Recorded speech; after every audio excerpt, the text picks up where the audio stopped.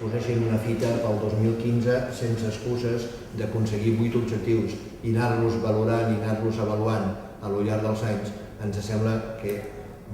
sobretot és una manera de fer una cooperació de qualitat, marcar-se unes fites i anar-les valorant. Diu-se que ens agradaria que si ara es pot i comença a debatre sobre l'eficàcia de l'ajuda i l'eficàcia de la cooperació, ens agradaria molt entrar en aquest moment. Catalunya i Barcelona tenen molt bona experiència en molts projectes de cooperació cap al sud i en un moment on sembla que hi ha molta gent indignada perquè una caravana porta moltes pegatines, a nosaltres el que ens agradaria és que hi hagués més indignació perquè els objectius del mil·lenni no s'estan complint.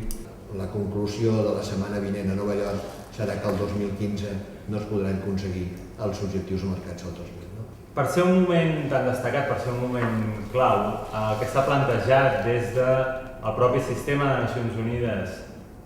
i en el marc de la societat civil organitzada a nivell mundial és una mobilització per fer soroll, per alçar la veu, i aquest és l'eslògan d'aquesta mobilització mundial, és fer soroll pels objectius de desenvolupament del mil·lenni. Un primer acte serà, com apuntava ja el Manel, un debat sobre els objectius del mil·lenni, un debat nord-sud, que precisament pretén ser un diàleg entre una representant del nord i una representant del sud, però des d'aquí insistim que no pot ser una excusa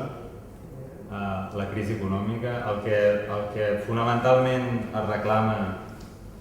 és que els mateixos drets, els mateixos serveis bàsics que exigim per la nostra ciutadania aquí s'exigeixin també per la ciutadania en els països pobres. Aquesta indignació és la que, amb aquestes campanyes de sensibilització, amb aquestes campanyes per explicar